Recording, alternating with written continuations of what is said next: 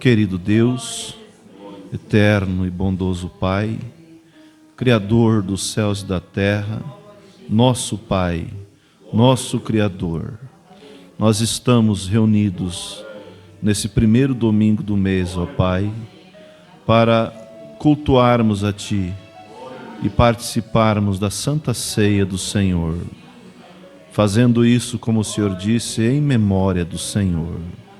Deus, receba os nossos louvores e que a bênção do Senhor seja, ó Deus, estendida para cada um que aqui entrou, Senhor. Que ninguém volte vazio, mas que todos possam sentir, ó Deus, um renovo espiritual e que o Senhor possa fazer a obra no coração de cada um de nós, pois é em nome do Senhor Jesus Cristo que pedimos. Amém. Graças a Deus, nós vamos aproveitar que estamos de pé. Vamos ler as Escrituras em 2 Pedro, capítulo 5 e o versículo 6. Nós vamos seguir na mesma linha que comentei quarta aqui. Creio que vamos seguir na mesma linha. E falando sobre a luta espiritual. A nossa luta é espiritual. Acharam, né? Só guardar um pouquinho. Aqueles que porventura não acharam, somente acompanhem. Diz assim o apóstolo Pedro: humilhai-vos, pois, debaixo da potente mão de Deus, para que a seu tempo vos exalte, lançando sobre ele toda a vossa ansiedade, porque ele tem cuidado de vós. Sede sóbrios, vigiai, porque o diabo, vosso adversário, anda em derredor, bramando como leão, buscando a quem possa tragar, ao qual resisti firme na fé, sabendo que as mesmas aflições se cumprem entre vossos irmãos no mundo. Vamos ter mais uma palavra de oração. Bondoso Deus, lemos a Tua palavra, que são conselhos, exemplos, e agora nós vamos meditar sobre esse tema que o Senhor nos deu, para que possamos estar sempre preparados para, como diz a Tua Bíblia, Tua palavra, resistir o inimigo, e assim ele fugirá de nós. Fala com todos, em nome do Senhor Jesus Cristo. Graças a Deus. Poder sentar, irmãos? Diz o apóstolo Pedro aqui: sede sóbrio, vigiai, porque o diabo, vosso adversário, anda em derredor, bramando como leão, buscando a quem possa tragar. E aí nós vemos que a Escritura diz que os anjos do Senhor acampam ao redor daqueles que temem a Ele e os livra.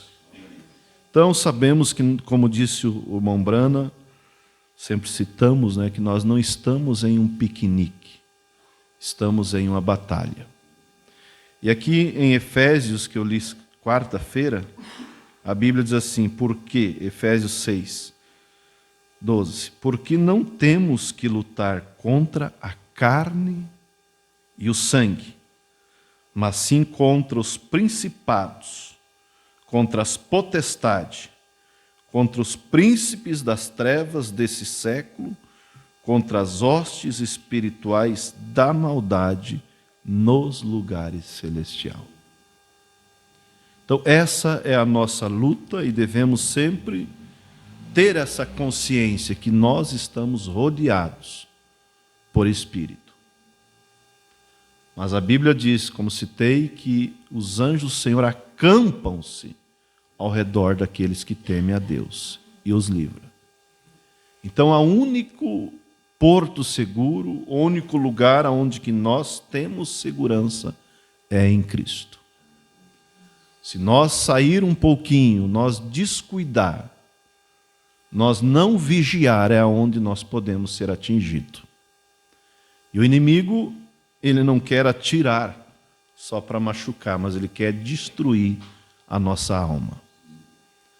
E quando ele atira, às vezes, e atinge, às vezes, um pai de família, ou até mesmo um líder, um pastor, que não estamos imunes, né?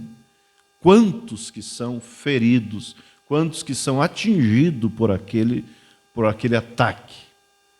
Por isso, irmãos, nós devemos sempre vigiar. A Bíblia diz que nós devemos orar e vigiar.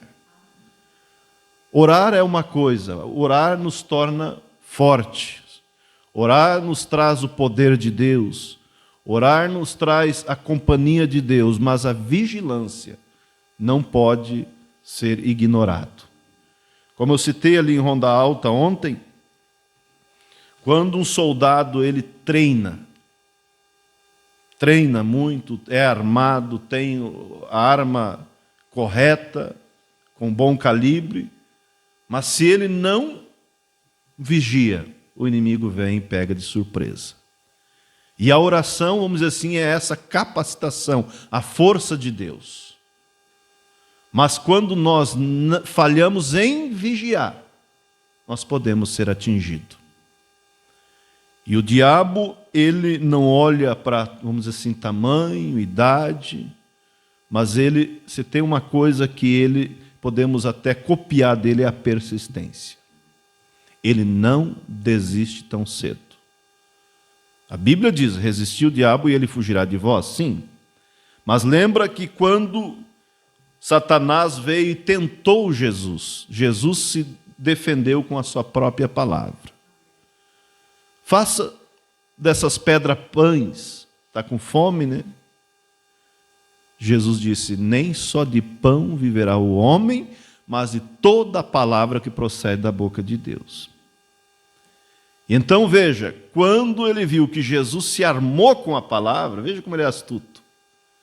Ele levou Jesus no pináculo do templo e disse, também está escrito, darás ordem aos teus anjos para não tropeçar nenhuma pedra. Lance daqui para baixo, que os teus anjos vão te segurar.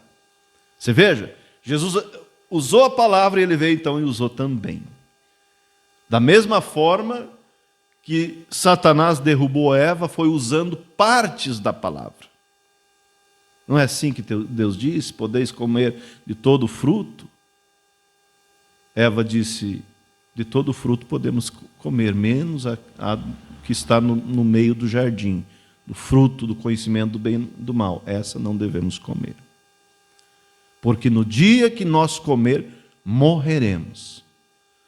Satanás só alterou ali, acrescentou uma palavra. Não. E olha que nessa palavra tinha muita verdade.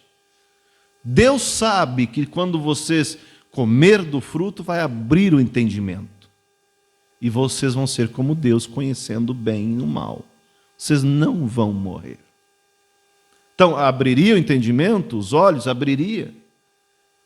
Deixariam de ser inocentes? Sim. Conheceriam o bem e o mal? Mas aquilo não anulou a palavra de Deus, nós sabemos. Arrastou toda a raça humana no caos que nós estamos.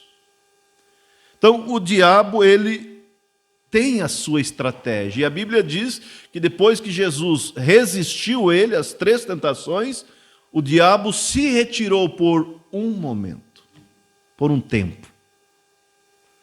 E assim, ele segue por todos esses milênios, trabalhando nas pessoas, trabalhando no ímpio, trabalhando no mundo religioso, e é onde muitas vezes nós não podemos ver. Trabalhando no intelecto, trabalhando no arrazoamento, você arrasou isso, arrasou aquilo. E às vezes não percebemos que é o diabo trabalhando. E ele trabalha se nós não vigiar através de nós mesmos, se não cuidar. Será que trabalha? Claro que trabalha. É quando nós, quer dizer, não vigiamos, aquilo é certo para fazer, mas não daquela maneira. Não é o momento certo. E você vai na carne, na razão, e causa mais dano do que se não tivesse feito. Por isso que a palavra de Deus diz que a palavra dita ao seu tempo é como maçãs de ouro em bandeja de prata. Mas é dita ao seu tempo, da maneira que deve ser dita. E aí nós vemos exemplos bíblicos. Nós sempre temos a nossa fé, ela tem que ser baseada na palavra de Deus. Como o irmão Brana conta, a primeira vez que ele foi pregar, ele trouxe um sermão, comoveu as pessoas, fez elas chorar, fez uma encenação. E aí ele esperava ter elogio do pastor dele, Dr. Davis, né? Vocês lembram? E o Dr. Davis disse assim, não, foi a coisa mais horrível que eu já vi. Daí ele contou, Billy, quando eu era advogado, eu fui, creio que ele, né? E eu emocionei o jurado, eu falei, eu trouxe, quer dizer, um teatro ali, mas o juiz falou assim, mas até quando nós vamos ouvir uma coisa dessa? Quer dizer, ele não embasou na lei. Não adianta dizer que a pessoa é um coitadinho, que a pessoa tem que ganhar, que a pessoa merece ganhar, tem que embasar na lei. E a palavra de Deus tem que ser embasada nas Escrituras. Não é aquilo que eu acho, aquilo que você acha, aquilo que alguém acha, mas é aquilo que diz a palavra. Por isso Jesus disse, quem crê em mim, como diz as Escrituras, rios de água viva fluirão do seu ventre.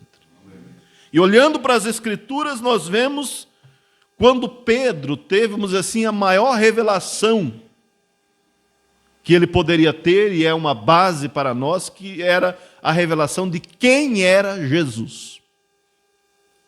E nós devemos ter sempre essa revelação em nós. Primeiro, quem somos nós também, filhos e filhas de Deus. O que estamos fazendo aqui? E quem é Deus? O que é essa mensagem que Deus nos enviou? Não é simplesmente uma religião que tem mais doutrina. Não é simplesmente mais uma religião melhor do que aquela. Se a pessoa vem pensando que é melhor só que aquela, um dia ela pode achar outra que pareça ser melhor do que essa. Mas a mensagem que Deus nos enviou é a palavra de Deus para esse tempo. Simplesmente tem vindo para nos trazer para dentro das Escrituras. Por isso o mensageiro disse, nem por um momento eu trago um sermão para que as pessoas me sigam. Mas o meu interesse é que as pessoas tenham um companheirismo íntimo com Deus. Então, a Bíblia é a nossa lei. A Bíblia é o nosso exemplo. Aqui nós olhamos exemplos a ser seguidos. Muitos, né? Muitos. Mas também vemos aonde eles erraram. Exemplos a não ser seguido. E voltando aqui em Pedro, quando Jesus perguntou para ele, quem diz os homens ser o Filho do Homem? E aí, como eu sempre digo, eles relataram o que as pessoas de bem pensavam de Jesus. Eles não falaram o que os fariseus pensavam, e eram os religiosos. Os fariseus diziam que ele era Beelzebu, príncipe de demônios, filho ilegítimo. Mas o que as pessoas de bem pensavam dele? Aí você veja, irmãos, sem a revelação divina, nós nunca vamos acertar. Podemos chegar perto. E eles disseram, uns dizem que é Elias, ou Jeremias, ou um dos profetas. Aí Jesus virou para eles e disse, e vós, quem dizeis que eu sou? Pedro, com aquela revelação que ele tinha recebido de Deus, do Espírito Santo, ele disse, tu és o Cristo, o Filho do Deus vivo. Aí Jesus deu um elogio digno, né? De dar um elogio. Bem-aventurado és tu, Simão Barjonas, porque não te revelou a carne nem o sangue. Quer dizer, não foi o homem que te revelou isso. Não foi a teologia que te revelou isso. Mas meu Pai que está no céu te revelou. Quer dizer, quem eu sou? o Cristo, o Filho de Deus vivo. Por isso eu te digo que tu és Pedro, e sobre essa pedra, sobre essa revelação, eu edificarei a minha igreja, e as portas do inferno não prevalecerão contra ela. Então aquilo foi algo que colocou o irmão Pedro lá em cima. Saiu feliz, faceiro, contente. Mas bastou ele não vigiar um pouquinho. E o diabo, como ele é oportunista, ele usou a mente de Pedro. Não é que Pedro estava endemoniado, não. Pedro não estava endemoniado. Pedro foi usado pelo diabo. Às vezes nós podemos ser usados pelo diabo usando a razão. Eu tenho direito de dizer aquilo, eu tenho direito de revidar, mas lembre que a Bíblia diz que nós não devemos lutar contra a carne e o sangue, mas contra os principados, os potestades, as forças do mal. Contra aquele que está, quer dizer, ungindo aquela pessoa, que está inspirando aquela pessoa. Quando Jesus disse que convinha que ele subisse a Jerusalém e fosse entregue nas mãos dos príncipes e padecesse, mas ao terceiro dia ele ia ressuscitar, né? Pedro descuidou e o diabo veio. Estava muito eufórico, muito contente, muito sabe tudo, né? Sabichão. E ele acertou mesmo. Ele tinha a revelação. E ele disse: não, Senhor, tenha dó de ti mesmo. O Senhor está dizendo que vai em Jerusalém para ser morto? Não, não vai acontecer isso contigo, não. Se tinha algo que o diabo gostaria que não acontecesse, era o sacrifício por mim e por você. Porque os irmãos do passado estavam todos em um paraíso imperfeito. O sacrifício de Cristo é válido para 2000 anos para frente, como 2000 anos para trás. Porque os santos do passado estavam em um paraíso imperfeito, a ponto que uma feiticeira, a feiticeira de Endor, pôde chamar Samuel. Lembra? Porque eles estavam num paraíso que o diabo tinha acesso. Mas hoje nenhuma feiticeira, nenhum médium, seja lá o que for, não tem acesso onde nossos irmãos estão, porque eles estão na sexta dimensão, na presença de Deus, junto com os profetas, junto com Paulo, Pedro, Tiago, João, porque todos os que morreram estão aguardando a ressurreição. Todos que morreram após o Calvário, né? Porque quando Jesus ressuscitou, nós sabemos que os irmãos do Velho Testamento, a Bíblia diz, muitos ressuscitaram, andaram na cidade santa e foram vistos por muitos. Aqueles que morreram sobre o sangue de animais, sobre o sacrifício provisório, eles ressuscitaram. Por isso, se há algo que o diabo gostaria de impedir, era esse sacrifício. Porque quando veio João Batista, ele disse: eis aí o Cordeiro de Deus que tira o pecado do mundo. Então ali, vocês estão pegando, irmãos? Ali foi o inimigo usando a mente de Pedro, dizendo: não, Senhor, tenha dó de ti mesmo. Não vai acontecer isso, o Senhor ia morrer, mas capaz. Jesus olhou para eles: para trás de mim, Satanás, que me serve de escândalo. Que correção, um homem que antes Jesus tinha dito: tu és bem-aventurado, tu és Pedro, e sobre essa pedra edificarei a minha igreja. E as portas do inferno não prevaleceu, mas um momento de descuido, ele serviu de escândalo. Mas o Filho de Deus, a filha de Deus, ela aceita a correção, porque é para o nosso bem. Agora o bastardo não, né? Conta-se uma história. Deixa eu tomar um gole aqui. São histórias, né? Que ajudam nós a ilustrar. Que um pastor de ovelhas tinha seu rebanho e a cada pouco sumia uma ovelha.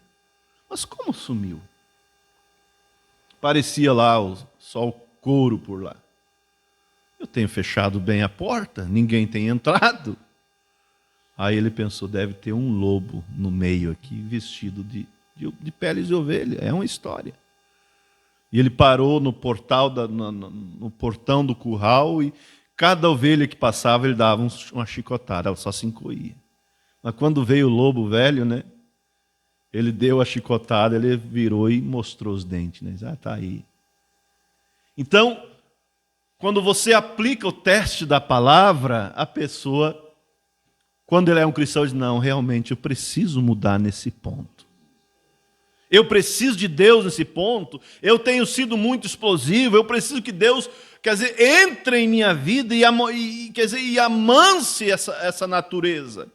Eu tenho esse ponto, o meu ponto é esse, aquele outro, Deus me ajude. E Deus ajuda. Porque a nossa luta, eu quero que vocês entendam, a nossa luta é contra as hostes espirituais. O diabo que está nos odiando e a gente não percebe. O profeta diz, e nós sabemos, que Deus leva o seu homem, mas não o seu espírito. Da mesma forma, o diabo leva os seus, mas aquele mesmo espírito vai atuar em outra pessoa. Quando os fariseus, Jesus começou ali, creio que em Mateus 34 ou 24, uma coisa assim, Jesus começou a repreender os fariseus, né, os religiosos daquele dia. Vocês são raça de víbora. Vocês são como sepulcro caiado. Raça de víbora, quem disse foi João Batista para eles. Você veja que a mesma linha doutrinária que estava em João Batista estava em Jesus. A mesma linha que estava num profeta está no outro, porque é o mesmo Espírito. Mas Jesus disse, vocês são como sepulcro caiado, que por fora está bonito, bem reformado, bem pintado, mas por dentro estão cheios de ossos, de imundícia, de ódio, vontade de vingança. E Jesus começou a repreender eles, e foi repreendendo, e até que Jesus disse, vocês dizem que se vocês vivessem no tempo dos vossos pais, vocês não consentiriam com a morte dos santos profetas? Com isso vocês estão dizendo que são filhos daqueles assassinos.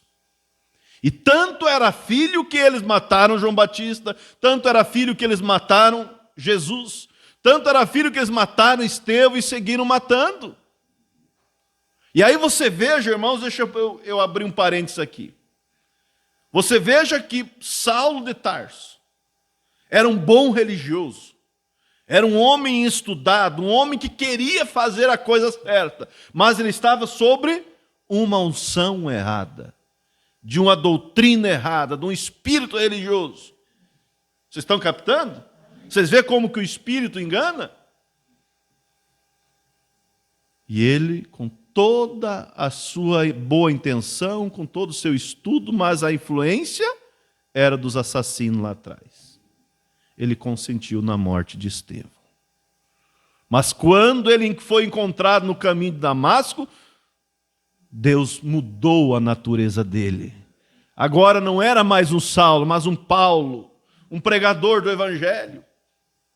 Então veja, irmãos, que eu quero que fique bem batido essa tecla, porque às vezes nós não nos damos conta. Às vezes, aquela encrenca que começa ali no casal, às vezes, é por causa da natureza? Não, o diabo está usando a natureza de ambos e ele está inflamando. Porque ele quer destruir o casal, ele quer destruir o lar, ele quer trazer traição, ele quer trazer separação. Então o diabo vai entrando ali e vai fazendo uma bagunça. É como se tivesse um foguinho pequeno e você balança ele, abana ele e pega fogo, né? Ou joga um combustível, joga uma palha seca, pega fogo, é assim, o diabo ele vem e excita, e ele vem e bota lenha no fogo, como nós diz.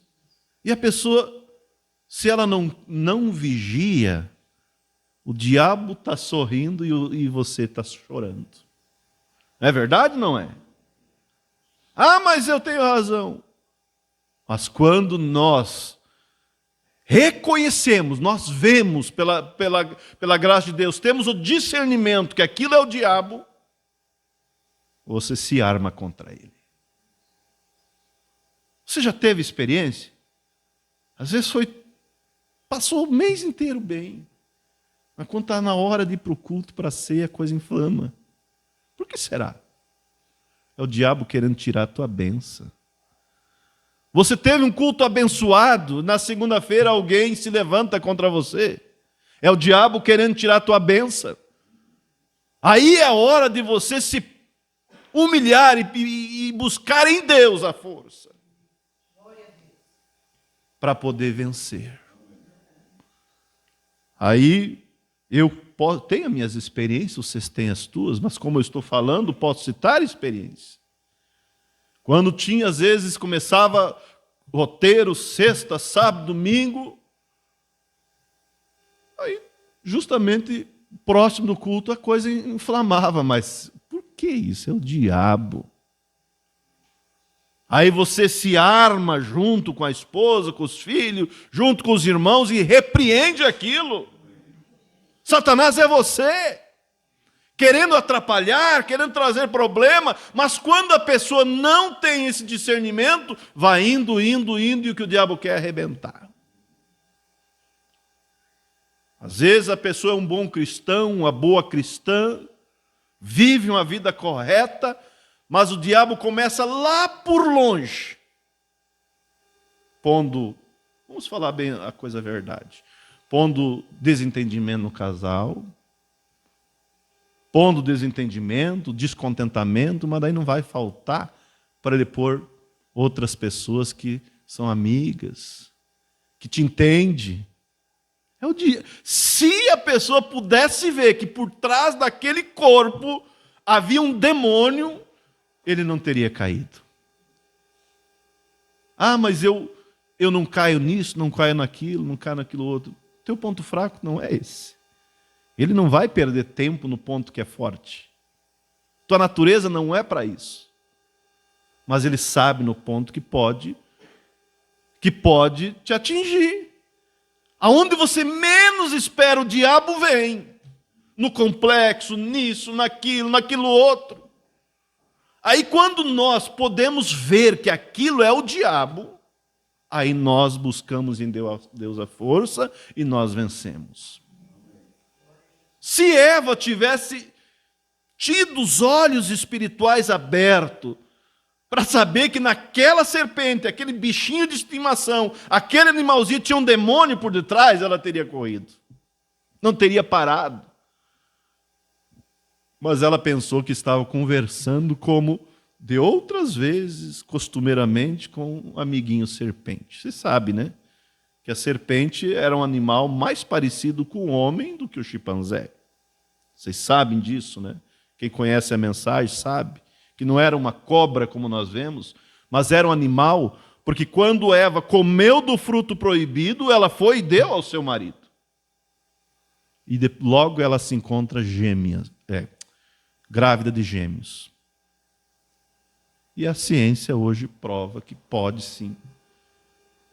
Uma mulher ter uma relação aqui, logo em seguida com outro e engravidar de gêmeos. Vocês sabem disso, né? Na internet está aí para pesquisar e quem estudou sabe.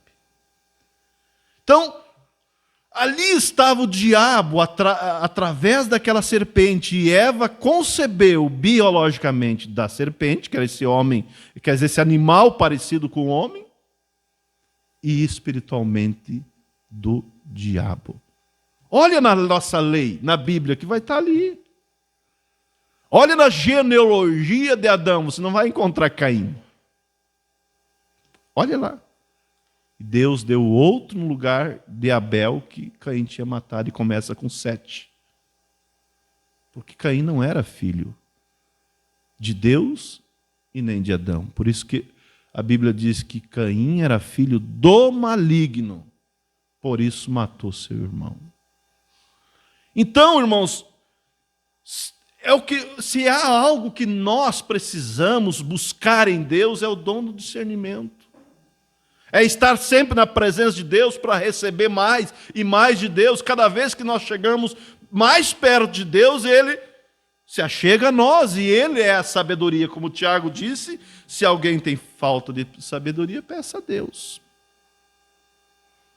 Concluindo, Vocês lembram, né, que quando havia, no tempo de Eliseu, os sírios, eles armavam uma estratégia para atacar Israel de certa banda, de tal lugar. Quando o exército sírio estava chegando lá, estava Israel entrincheirado, esperando. Opa, não deu certo essa estratégia, bem no lugar que nós vamos entrar, logo ali está o exército de Israel. Coincidência? Não. Israel tinha um profeta. Coincidência? Não. Nós temos o conselho de Deus, a palavra de Deus que nos orienta, que nos guia, para que nós possamos entender que a palavra de Deus ainda é a palavra de Deus. E o modernismo não tem como entrar na palavra de Deus, mas nas pessoas entra. Mas o que compete é que do púlpito seja pregado a verdade. Não ser conivente. Então, o exército sírio, o rei ali fazia nova estratégia, e quando ia de novo, lá estava Israel. Aí o rei da Síria disse, olha, deve ter um traidor no nosso meio aí. Quem de vocês é traidor aí? Temos que descobrir qual é o traidor. Quando elas montam a estratégia para atacar do sul, lá está o exército. Vamos do outro lado, lá está o exército. Como pode isso? Como é que o rei de Israel sabe? Ali havia alguém que tinha um pouco de visão, né? Disse, não, rei, não há nenhum traidor. O que acontece é que Israel tem um profeta. E quando você tem o teu plano na tua câmara de dormir, Deus vai lá e conta para o profeta. E aí veja como o homem é insano. Se Deus contava para o profeta, contar para o rei de onde vinha o ataque, aí o rei disse assim, então vamos lá e pega esse profeta. Pegar como? Traga ele, vamos acabar com o informante de Israel. Irmãos, esse é o segredo de nós poder chegar do outro lado. Como diz a Bíblia, Cristo em vós, esperança de glória. Vamos voar mais alto, buscar em Deus, para ir vencendo, vencendo, vencendo, e nós poder chegar na hora do rapto e estar preparado. Precisamos ter essa visão. Como vamos pegar, né? Mas foi, o exército tem que obedecer a ordens, né? Foi sítio, creio que Samaria, né? Onde estava o profeta. E aí, sitiou, e como eu digo sempre, né? Se tem um costume bom, é o nosso, né? Tomar chimarrão, né? É o que une as pessoas, né? E se Eliseu fosse gaúcho, estaria tomando chimarrão na sua tenda, e Geazi apavorado, correndo para cá, correndo para lá, e disse, meu senhor, estamos rodeados. O exército inimigo rodeou nós, não temos para onde escapar. Aí entra, veja como a luta é espiritual, principalmente. Aí Eliseu disse, Senhor, abra os olhos do moço para que veja. E Deus abriu os olhos espiritual, não só natural, mas espiritual de Geazi. E ele viu que mais era o que estavam com eles. Quer dizer, mais eram os anjos do Senhor do que o exército inimigo. E eles foram até Eliseu, não puderam ver Eliseu, foram feridos de cegueira, né? E Eliseu levou eles na porta do rei. Tarapuca, né? Podia dizer, da ratoeira. E aí o rei disse, meu senhor, vamos ferir eles? Não, alimente eles e manda embora. Que lição, né? Aí você veja, quando os homens de Deus, inspirados por Deus, eles eram uma bênção. Mas quando eles mesmos, como o profeta pregou, né? Creio que foi uma mensagem, um profeta irado. Mas quando Eliseu se irou, você lembra o que aconteceu, né? Quando aquelas crianças saíram do mato e dizendo, seu velho careca, sobe como subiu o teu senhor, seu velho careca. Aquilo foi uma repreensão para os pais. porque por certo os filhos ouviam os pais falar de Elias, falar de Eliseu. E Deus permitiu, foi um profeta irado, né? Mas Deus permitiu, senão não teria acontecido. E Eliseu voltou e amaldiçoou aquelas crianças e 2 ursas saíram do mato e devoraram. Agora, veja, irmãos, que pela graça de Deus nós estamos vivendo no tempo da graça. E às vezes nós não nos damos conta disso. Vai pagar, vai isso, vai aquilo, vai nada, vamos perdoar. Se ele se arrepender, ele alcançará misericórdia. Quando Jesus entrou numa certa cidade e o povo não quis receber, né? Vocês lembram? Aí os discípulos ficaram bravos. Senhor, o Senhor quer que nós faça que nem Elias fez? Mandar descer fogo do céu e queimar toda essa cidade aí? Jesus disse, olha, vocês não sabem de que espírito vocês são. Nós somos do espírito da graça, da misericórdia, de Cristo em vós, a esperança da glória. Os irmãos do Velho Testamento, eles tinham o Espírito Santo sobre eles, mas não neles.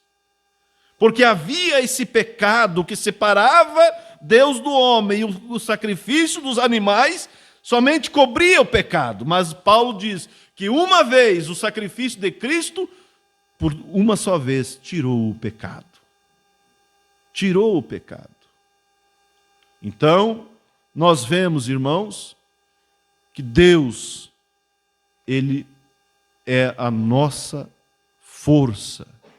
Cristo em nós, Cristo em vós, esperança de glória. Que possamos andar cada dia mais, não deixar o inimigo fazer ninho na nossa mente.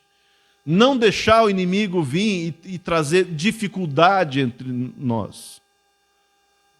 Há pessoas que a gente tem que ter, às vezes, uma distância segura? Tem, mas não se tornar inimigo. Não se tornar, quer dizer, ter dificuldade. Por isso que aqui está o lava-pés. Que tal? A pessoa com dificuldade vai querer escolher quem lavar o pé? Não. A nossa dificuldade não pode ser maior do que o sangue de Cristo. E que assim possamos entender. Eu creio que eu estou rodeando aqui para bater bem o prego. Possamos entender. Por isso, o irmão Brana, quando ele com o dom que ele tinha, ele sabia que Billy Paul não tinha o Espírito Santo ainda. E ele se desesperou e ele disse, Senhor, se o jovem não tiver o Espírito Santo, se Billy não tiver o Espírito Santo, o Roque vai apanhar. Então, por isso que Salomão diz, cria teu filho no caminho que ele deve andar e depois que ele for mais velho, não se apartará. Não por medo, como víamos na live, né? Quem assistiu a live? Live do pastor Daniel. Não por medo, mas por amor a Cristo. Como Paulo disse, o amor de Cristo me constrange. E nós servimos a Deus por amor. Porque Ele nos amou primeiro. E Ele tem prometido, se disponibilizado, a palavra certa, estar conosco e em vós todos os dias até a consumação dos séculos. Que Deus nos ajude, a cada um, a trilhar esse caminho alto, como diz Isaías, né? Caminho da salvação. Amém? Graças